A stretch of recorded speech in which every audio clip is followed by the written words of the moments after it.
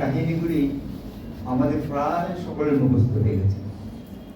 ঠাকুর কখন কি করেছেন, কি বলেছেন, শ্রী শ্রী বড়মা কখন খিচুড়ি রান্না করেছেন, কখন কখন কি করে কি আদেশ পালন করেছেন, এই সব কথাগুলি আমাদের মুখস্থ হয়ে গেছে এবং আমরা অনায়াসে বলে ধরতে পারি। কিন্তু এতক্ষণ যে কথা হলো, যাপনের কথা হলো, এই কথাগুলি আমার জীবনে আমি কতটা পালন করতে পারলাম, এটা হচ্ছে যাপন। আমার জীবনে কতটা যাপন করতে পারলাম। না হলে কি হয়,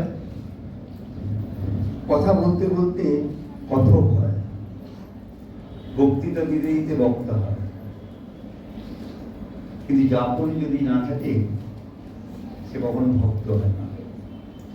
এই ভক্ত যদি হতে হয়, জীবনের প্রত্যেকটা মুহূর্তে তাকে জীবন্ত করে রাখা।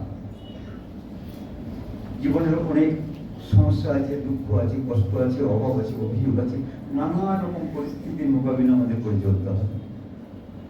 তার মধ্য দিয়ে আমি কেমন করে ঠিক থাকতে পারি, সব পরিস্থিতির মোকাবিলা করার জন্য মানসিক স্থিতি ঠিক থাকতে পারি, সেই জন্য করা। আচার্যদেব কখন কি বলছেন, এখনকার এই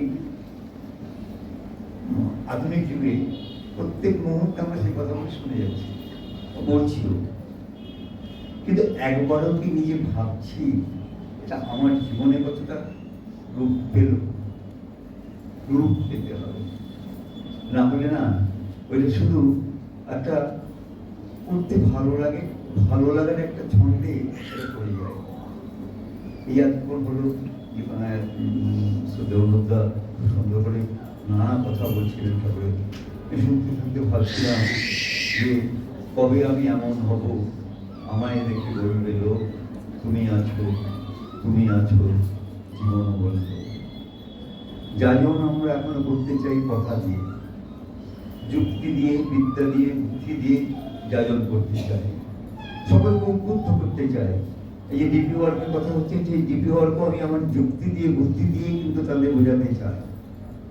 কিন্তু এই যুক্তি বুদ্ধি দিয়ে যতক্ষণ আমি করতে যাবো, ততক্ষণ কিন্তু কিছুতেই তাদের হৃদয় মন্দিরে প্রবেশ করতে পারবো না। যদি ঢুকতেই হয় তাহলে ভালোবাসা দিয়ে ঢুকতে হবে, গভীর আন্তরিকতা। কতটা অনুভব করতে পারি মানুষের দুঃখ, কষ্ট, অভাব, অভিযোগ আমাদের কতটা কষ্ট দেয়। স্বামী বিবেকানন্দ গেছেন, তখন বিবেকানন্দ হননি, নরেন্দ্রনাথ খুব ক্ষুব্ধ হয়ে গেছেন ঠাকুর রামকৃষ্ণদেবের কাছে। আজ তিনি একটা ফয়সালা করবেন, বলছেন আচ্ছা আপনার কাছে যত অলস লোক এখানে এসে সারাদিন বসে থাকে, তাদের কোনো কাজকর্ম নেই, সারাদিন শুধু আপনার কাছে আছে আর প্রসঙ্গ করে নানা রকম কথা বলে, এসব ভালো লাগে না।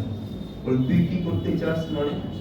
তখন বলছেন রামকৃষ্ণদেব জিজ্ঞাসা করছেন, নারায়ণ বলছে এই মানুষের এত দুঃখ, কষ্ট, অভাব, অভিযোগ, সমস্যা, এটা নিয়ে তো কখনো চিন্তা করে না, কেউ কিছু করে না।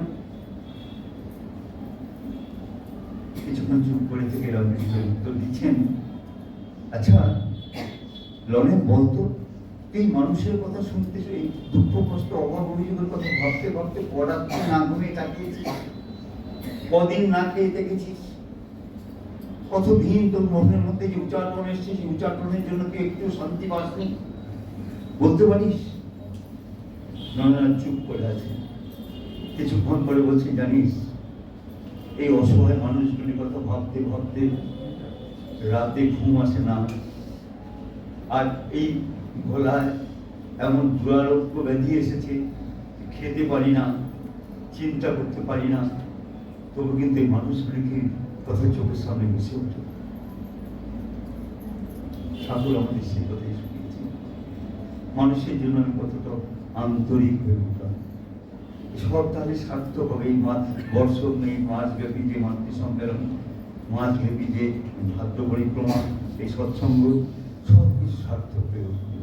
আর ঠাকুরের জন্য করা, ঠাকুরকে দেওয়া, এটা যদি অন্তর থেকে না হয় না, কেউ আনন্দ হয় না।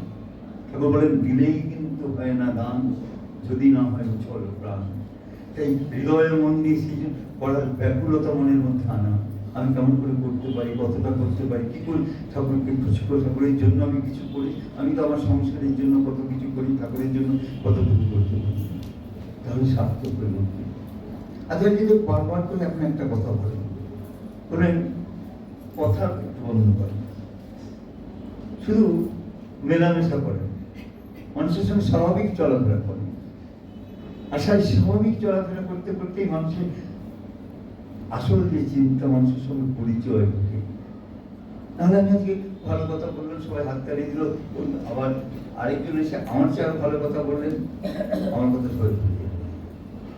কিন্তু যদি হৃদয়ের কথা বলি, ভালোবাসার কথা, যদি এক কথা শুনতে শুনতে কখনো নিজের অজান্তে এক বিন্দু চোখে জল গড়িয়ে পড়ে, তাহলে সেটাই মনে থাকবে এবং সেভাবে হয়ে ওঠার সার্থক।